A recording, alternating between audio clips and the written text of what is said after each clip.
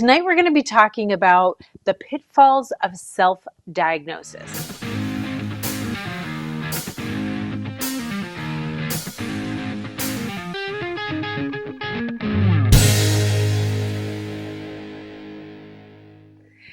Good evening. Welcome to the Therapist Mom Show with me, Dr. Jodi. So this show is live, mistakes and all, and I've been a psychotherapist for 28 years. And so I have practiced not being perfect and practiced really accepting myself at not being perfect. So I'm going to model that for all of you because I think that is something that we all need to learn about and understand, is that perfectionism is dangerous for our mind. Tonight we're going to be talking about the pitfalls of self-diagnosis. The pitfalls of self-diagnosis. Because in this digital age, we are really facing this as a phenomenon. People are diagnosing themselves, which there's some good things about that, and there's some bad things about that. So in this episode, we're going to talk about the benefits to being able to diagnose yourself with all of this information, medical and mental health information that we have online. And then I'm going to caution you on some of the risks and some of the hazards that I see happening and some of the problems that I see happening with this generation. And when I talk about the anxious generation, I'm talking about Generation Z, because I've been working with them since they were born, basically. They're people that are in high school, college, up to about 30 years old, Generation Z. And the distinguishing feature of Generation Z is that they've had smartphones since middle school. And this has really affected how their brain's working and how they understand the world. How they're interacting with the world is a better way to say it. So it's not how they understand the world. That is a problem too. And I'm going to clarify that as the show goes on. How it is helpful. So some of the ways we understand the world is not helpful and it's hurting us. I forgot my timer again. So today we're going to be talking about the pitfalls of self-diagnosis. I know I'm repeating myself here and this is live, but my producer had to step out, so I have a new producer. And so haven't practiced with him yet. So this is going to be a fun night. I wanted to tell you about when I was young, because last episode, in episode 1, I was talking about my anxiety story. And I think I maybe got distracted and didn't tell the whole story completely from the start to the end. And there's not really a complete story, but I talk about my anxiety story in my book, Anxiety, I'm So Done With You. And this book is a teen's guide to ditching toxic stress and hardwiring your brain for happiness. So it's a really important book to help people with anxiety and help understand anxiety, because it's the way we think about anxiety that gives anxiety all the power over us. So that ties into this diagnosis thing, because when I was young, I felt nauseous when I was anxious. So you know how our anxiety is very connected with our stomach. And so often when we're anxious, we have stomach aches. Who's with me and has had stomach aches when they're anxious? It's a very common thing, because we have a lot of that. Our serotonin, our feel-good hormone, is in our gut. And so when we are anxious, right away, all of the blood goes to our large muscles so we could survive if we were in any kind of danger. And when it goes to all of our large muscles, then it goes away from our stomach. And that's why our stomach gets crampy. And then we have problems digesting. We have to go to the bathroom. And all that stuff that happens when we're anxious. Well, when I was young, I didn't know the word anxiety. I didn't know that it was something that happened to people. What I saw was that I was nauseous, right? That was my felt experience of anxiety. And I'm talking about when I was like 5 years old, 6 years old, 7 years old. And I was nauseous and I was sick to my stomach, and I couldn't eat anything because I was so nauseous all the time. That happens to a lot of people. And their appetite goes away, or they may overeat, right? We emotionally eat or don't eat. very connected with our emotions. And so I lost a lot of weight and I had a lot of problems, but I thought of it as nauseous. And I didn't think of it as anxiety, nor did anyone come to help me with this anxiety that I had. Of course, my mom had to stay with me all the time. I couldn't be alone. I couldn't go like upstairs. We had 2 floors in our house, and I couldn't be upstairs if everyone else was downstairs, especially if it was dark outside. So I was scared, except for I didn't know it as anxiety. I didn't have that word anxiety. To me, it was nausea. Nausea that came, and it felt so awful. It was like the worst feeling ever. That was the anxiety. But I thought of it as nausea. I didn't have the word for it. And in a way, not having that word sometimes feels disempowering, right? I really felt like I had no control over it whatsoever. It came sometimes and it left sometimes. And I work with a lot of kids who feel the same. If their stomach hurts, it's like it comes sometimes, it doesn't come sometimes. And they're kind of like passive recipients of this anxiety and nausea and upset stomach that they have, right? So it feels very disempowering. So let's get back to diagnosis. But first, I want to say that please leave me comments if you have comments for me, and ask me questions. If you have questions for me, you could just type them right in live. I'd love that. That would be great. So let's get to the pros first. Let's start with the pros of, and if you think about my story, when I didn't have the name for it, I mean, I had a name, nausea, and I hated it. I thought it was the worst feeling in the entire world. So I did have a label in a way, but it was a very disempowered understanding of what was going on. And I'm not really sure if I had the name anxiety, if it would have felt powerful. Actually, I think I would have still felt disempowered, because most people nowadays feel very disempowered. It doesn't matter if they have that word. But it's important for us to look at that idea of power and disempowerment. Feeling really powerless, because anxiety makes us feel really powerless.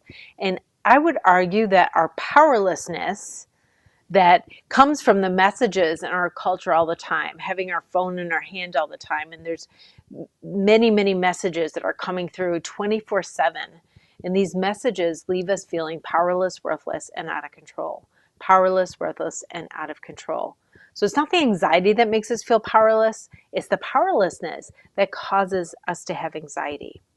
So if we're feeling upset and we feel powerless, and one way to try to get our agency back or try to get some empowerment back is to figure out what is wrong, right? This is a problem-solving technique that our brain has to be like, okay, something's wrong. I got to figure out what's wrong so that I could fix it.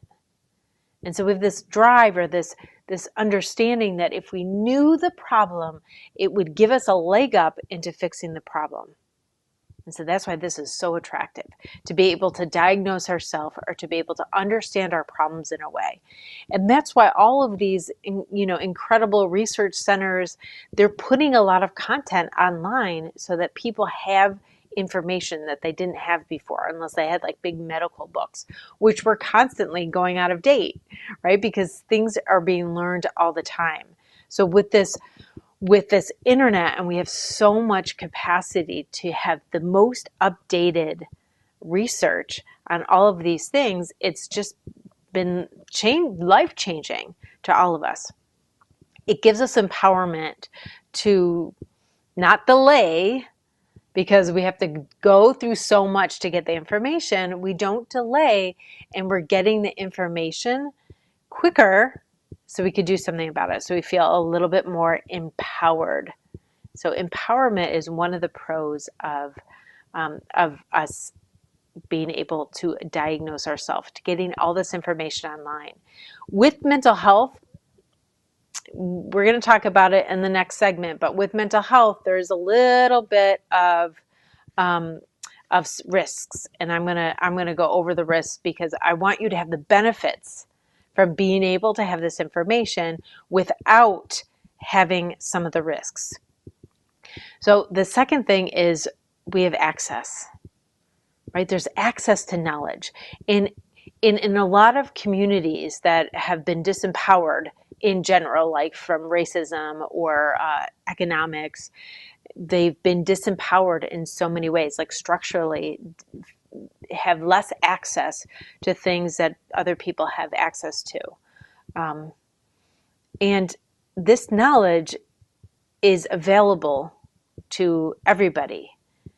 And so I think that there's some benefits to having that ability when there's not much access to care.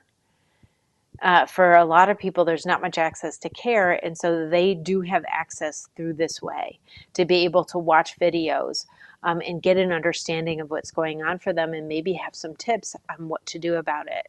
And so that's really powerful, especially if there's a lot of stigma. So we're going to stop really soon to go to commercial here. Before you go, go to my website, jodiamon.com/therapistmom, or just go to my website, you'll see it. And sign up for to get reminders of the show, to know when the show is, what topic is going to be on the show, and to remind you that the show is coming so you could get it. So I'll see you after the commercial break. Welcome back, and thank you for sticking with me during those commercial breaks. My name's Jodi Amon. I'm the therapist mom, and I'm coming to you trying to help this anxious generation, Generation Z, feel better in their life. They're really struggling right now. They're struggling. There's this epidemic of mental health problems they called the youth mental health crisis that is affecting so many kids. And what they're doing is they're turning to the internet looking for answers, because our mind wants answers. We want to help ourselves. We want to help ourselves feel better. And so before I talk about some of the risks of self-diagnosis, we're going through the pros of self-diagnosis. Some of the benefits of being able to have so much information at our fingertips.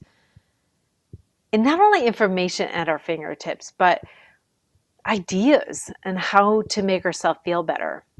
Ideas, sometimes it's overwhelming. Sometimes there's so many ideas to help ourselves feel better. We don't know which one to choose. And we're going to go in the show, we're going to talk about all of these trends that are coming out that say this is the way to help yourself. And we're going to try to figure out how to know what was right for us, because not everything is right for you, but a lot of things can benefit. So we're going to weigh the risks and benefits of different things.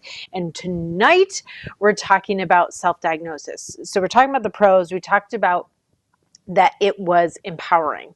So it helps you connect with your agency and feel empowered when the upsetness or the anxiety or the depression or whatever you have, the disassociation or the PTSD or whatever is going on for you, disempowers you, right? Our problems disempower us and we feel out of control, which causes them to feel worse.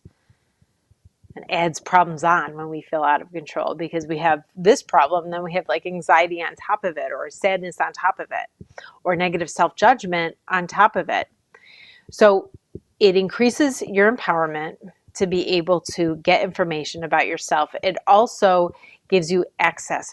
People access who don't normally or don't in their context have access. It's a problem, it's unjust, it's not okay that they don't have access, but this is an opportunity for them to get knowledge when they might not be able to, right? And that knowledge is also control. Don't forget, our mind wants to know what's wrong so it can figure it out and do something about it. We don't want to stay here. When we're not feeling good, we don't want to stay here. And we are very convinced that if we understand the problem better, we could get better. And that's right. It's right in a lot of ways. Like if we understand the problem better, we can get better. And so there's people like me trying to give information to others so that they could know instead of questioning. Because this is what happens sometimes, is that we get information, but we're not quite sure. We don't have a lot of confidence in ourselves, and we're not quite sure, and so we keep asking. So we try to get more information. We're trying to get control, and it feels more and more out of control because we feel a bit insecure. So if you have a source that you think that you trust, that could go a long way in helping you feel, affirmation for what you're thinking, instead of like, am I right? Am I right? Do I have to keep questioning? And please note that your mind is going to keep questioning, even if you trust the advice that you're giving. Your mind's going to keep questioning, and just know that, instead of making meaning that questioning means you have to get more and you don't have the answers. It just is what our minds do. And so if you're satisfied with the answer, you have to like override that when your mind keeps questioning. Okay, so the next pro is that you get help faster. If you understood the problem, you'd be able to get help for yourself faster, which is obviously really helpful. The earlier that you could address any anxiety, depression, anything that you're feeling, the better, because then you get better faster. Next is validation. So if you're listening to something online, it's like somebody is describing me, somebody gets me and they know me and they understand me, you feel validated, like understood for the first time maybe, because you've been in your head experiencing all this stuff and wondering what it's all about and trying to understand it. And then all of a sudden, somebody is explaining this thing and you're like, that's the words that I've been looking for. So it's very validating to hear somebody understand you for the first time, maybe ever. It's really important to us as humans, because we're social beings. We want to belong, and to have a place where we belong, other people who get us. We want someone to get us, right? That feels amazing. So that is all of the pros of self-diagnosis. Being able to have that power, that knowledge, that access, speed of getting better, validation, and a sense of belonging. So that is awesome. We are very, very lucky. Let's talk a little bit about the cons and the pitfalls of self-diagnosis, because it is rampant. It is increased. People are coming into therapy saying, I have this, or I have that, I have this, and I have that. And some of them are a little off. The problem is that these diagnoses are subjective. So right now, the current DSM is the Diagnostic Statistical Manual that counselors and psychiatrists and people use to find a diagnosis for somebody. It's constantly changing. We're on 5TR or something like that. And this book is constantly being updated. Some of it is just awful things that we had in there in the past that was really exclusive of some people. And so they're updating it all the time, but so it's subjective, right? This is not like this is this and this is that. These are descriptions of things. If you went to a different practitioner, you may get different diagnoses for different problems. And that means that it's not a truth. Unfortunately, diagnoses function as truths because they're a label. So they function as if they're the truth about you, and they become, because of that, we take them on as part of our identity. So there's this label that's subjective, that's a description of symptoms that we take on as our identity. What happens is we often then feel different, like something's wrong with me. I'm different than normal. And that actually takes us to a whole new place, which is not a helpful place to be. I'm different. What's wrong with me? Why is this happening to me? Why am I like this? And that's devastating on the psyche. Because again, we want to belong. We don't want to be the one that's left out, or the one that doesn't know or doesn't get included or whatever, right? We want to be the one that is like everybody else, because if you stand out, then somebody could attack you or hurt you, or you could be excluded or whatever, right? That is the worst fear, because we're social beings and our brain is evolved to need community. that is unthinkable. And not even cognitively, like it's really biological. It's at the biological level. We actually do have a mammalian brain that's like the reptilian brain. Biological is like stay safe, stay safe. But we have a mammalian brain actually that could override that. And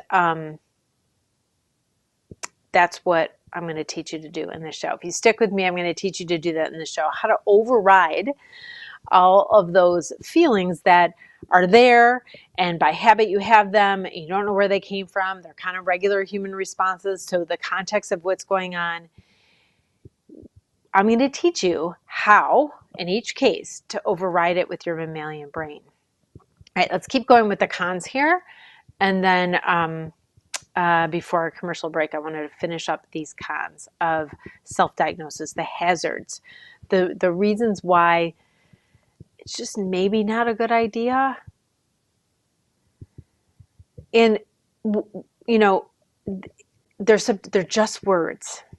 And the words are dual. That means that words mean different things to different people. So the word anxiety means something different to every single person who uses that word. There's not one universal definition of the word.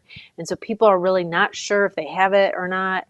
They could be suffering huge. They're still questioning, do I have anxiety? That is one of the biggest questions that people give me. Do I have anxiety? And that question is very distracting from healing. If you're suffering at all, you deserve to feel better and you deserve to get help. And that help might just be a video that you watch and you try some skills and you actually feel better, or a video that you watch that helps you think about anxiety in a totally different way, and that helps you get better. All of these things are important to to understanding, like understanding how the human mind works. So these words are subjective, diagnoses are subjective, but unfortunately they have these truth statuses where there's no flexibility, no way out of that diagnosis. You're like stuck there. Then you have these negative identity conclusions about yourself and don't feel very good at all. There's a lot of problems there. Also, a lot of online videos and stuff, because anxiety is becoming, and stress is such a huge problem, or sadness or feeling left out or anything negative is one of the top of our mind problems. People use this in marketing all the time. So they're marketing, so they're really making you feel and identify with those things on purpose so that they can then sell you something that could help you. And that could be like a blanket or a stuffed animal or a supplement or something, right? Something, or a cream that you rub on yourself. There's so many things that people sell for anxiety, and I do too, right? I'm right there with you. I have my book, Anxiety, I'm So Done With You. It's a teen's guide to ditching toxic stress and hardwiring your brain for happiness.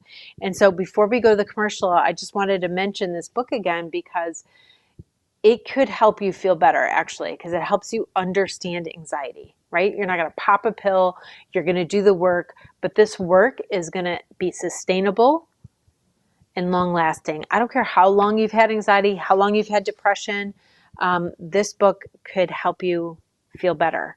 And I'm not using the marketing, like the pain points, to sell my book, because I'm just selling the book to help you feel better.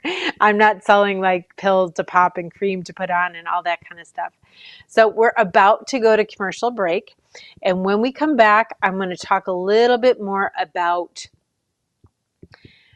blame and feeling control, about these diagnoses and what we do with them and how they affect us in positive and negative ways. So I will see you in a couple minutes. Welcome back. This is episode 2 of The Therapist Mom with me, Dr. Jodi. Tonight we're talking about the pitfalls of self-diagnosis, and we have a comment that Zach's going to put up here. Here we go. So Joe says, he just had a student. Joe's a teacher. This is my brother. So cute. Just had a student talking about how relieved she was to find out she had OCD and anxiety after years of feeling isolated. But she also mentioned the pitfalls. Absolutely, right? So when people first get a diagnosis, they often feel a relief because they feel validated, right? They've been struggling, they didn't understand it very much, and now they have something, and it's like, it's a validation of their struggle. It's like somebody noticed, it was like made it real. Like they've been like in their head thinking, what is wrong with me?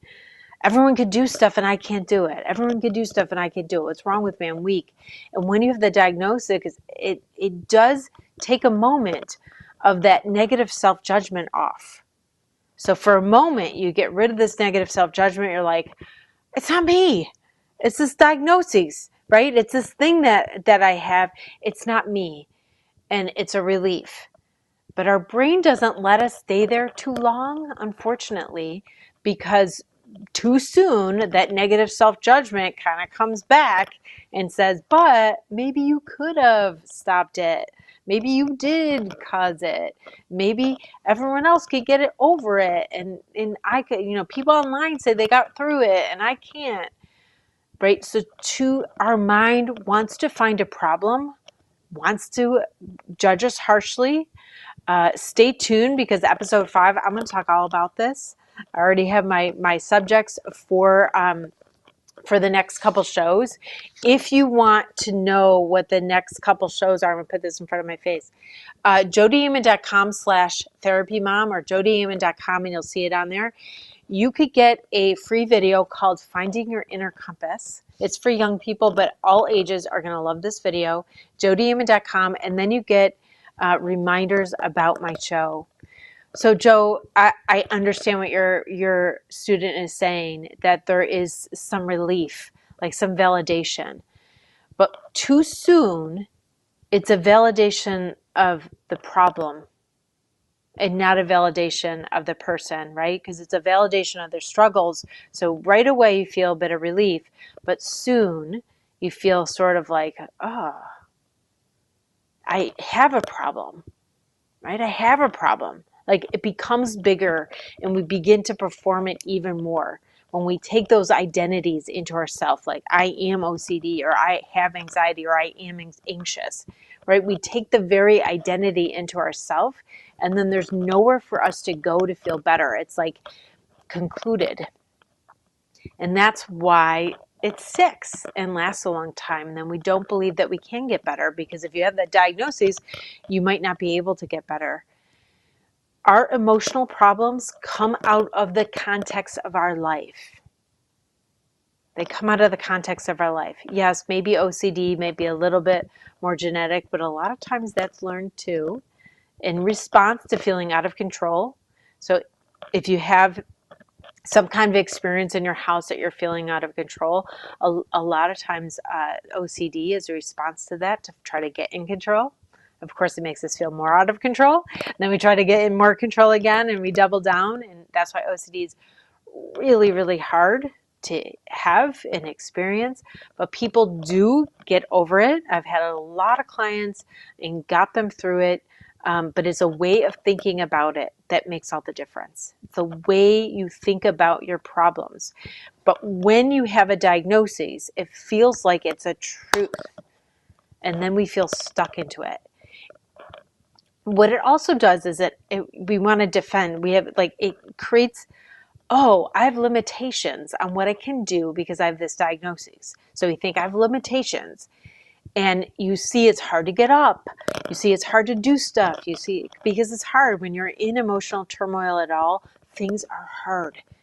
It's hard to take the actions that we want to take in our life. And our emotions affect us.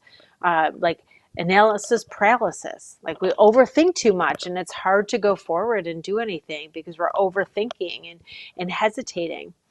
And then we really want people to see how hard we're trying. And so we defend our problems. But what happens is if we're defending our limitations, we end up keeping those limitations. We defend them, we get to keep them.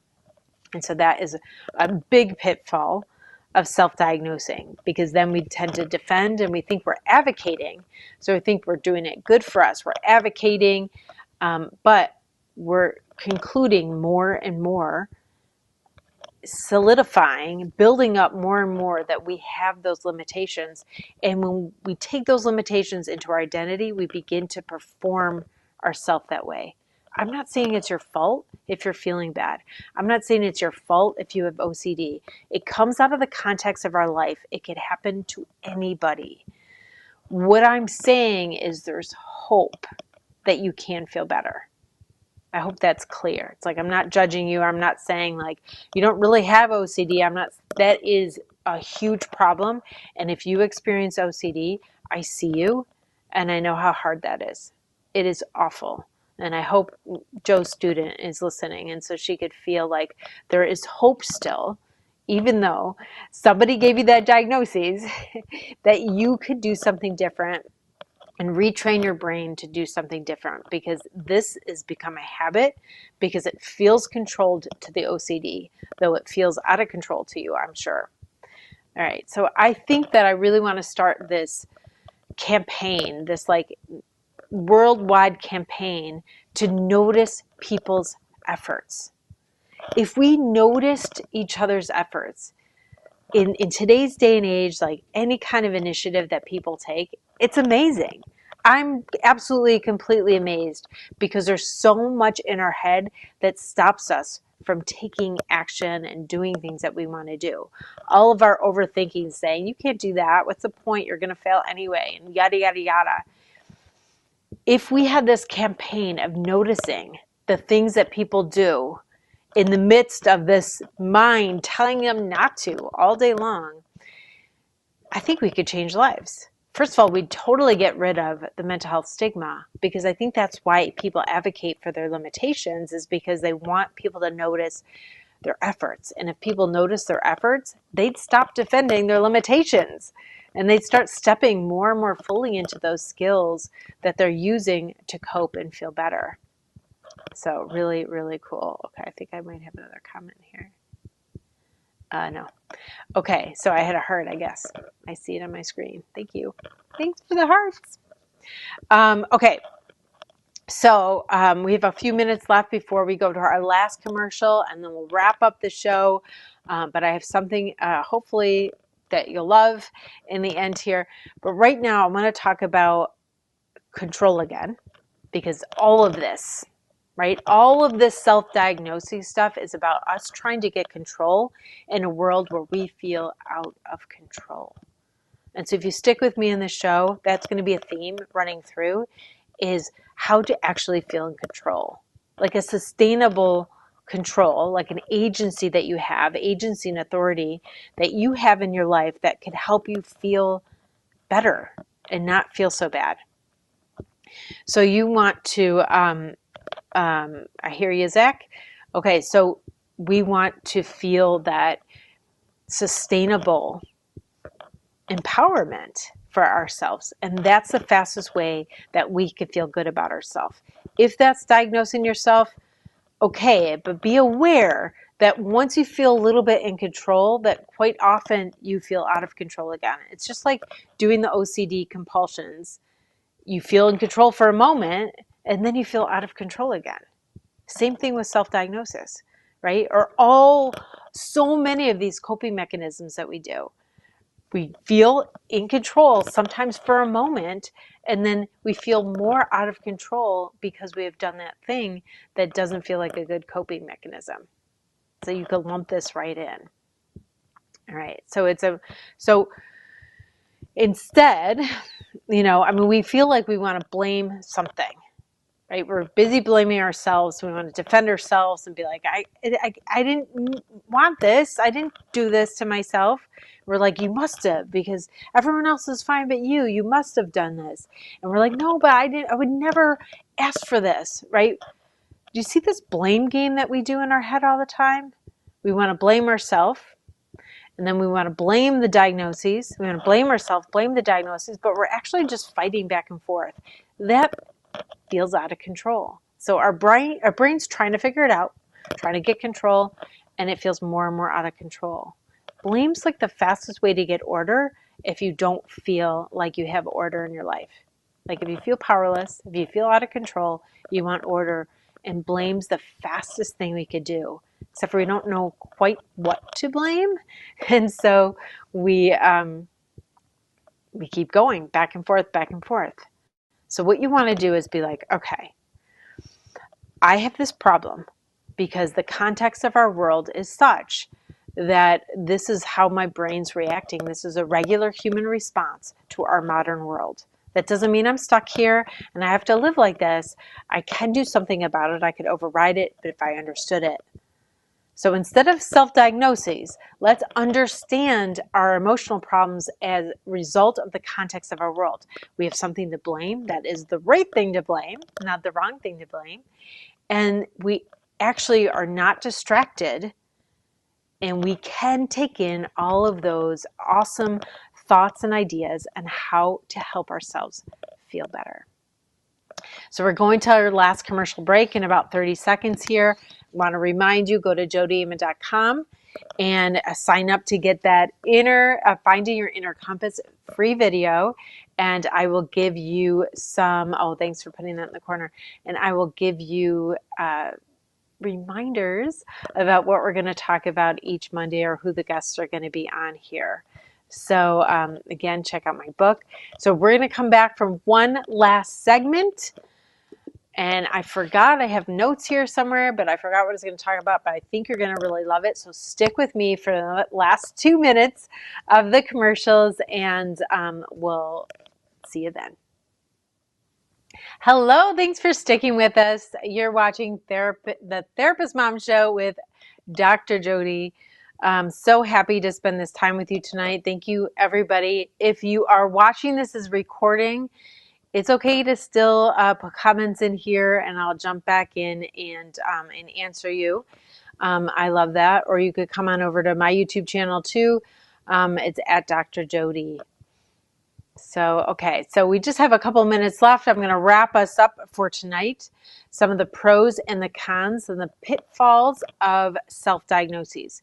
You might have understood from this episode that I have some feelings about diagnoses, and I want to explain to you, because this is really helpful, like what the whole point is and what is the real purpose of diagnoses. And the real purpose of diagnoses, unfortunately, is payment. Because you need a diagnosis for your medical insurance to be able to have that medical insurance pay for that interaction with your healthcare provider. So that's one reason for having diagnosis, because it allows you to have a problem that your health insurance pays for. If you're in school or if you're trying to qualify for some services, a diagnosis helps you qualify for those services, and those services could get paid. Or if you're at school and you have diagnoses, maybe you get extra services in school. In modern times, that is the biggest reason for diagnoses. Now, when I started out as a social worker 28 years ago, the diagnoses told us what kind of treatment to give. And it's no longer like that out there. It's no longer that we have to get the diagnosis exactly right so we know how to treat the client. Because so many of our problems feel similar in a lot of ways, and they feel different in a lot of ways. And everybody has their own individual coping mechanisms and family skills of living that they have learned from people in their lives. Humans are incredibly resilient. They're adaptable. They could do a lot of things. And so if we thought about the diagnoses and then gave a prescription of the treatment that someone has to do, we're really negating the fact that people have incredible skills already. And as healthcare practitioners, they just got to bring those out so they have more and more access to them. So let's summarize this episode tonight and talk about next week. Some of the key points are the pros. You feel empowered. If you're able to understand your problems, you feel empowered by the information out there online. You may get to healing faster. You have access to healing, ideas about healing. You feel validated. You feel validated because somebody gets you. So you feel a sense of belonging.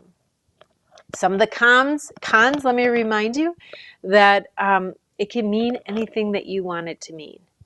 And quite often, even if we're relieved in the beginning, it does lead to some negative identity conclusions about ourselves that feel quite limiting. Like we have no flexibility in there to change that. If anxiety was a description of how we feel, totally changeable. If it's a diagnosis, unchangeable. You see the difference there? So it becomes a label.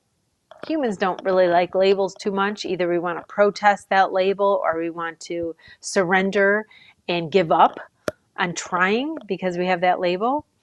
And so diagnosis validates the symptoms instead of validating the person. It validates the limitations. We want to validate the person.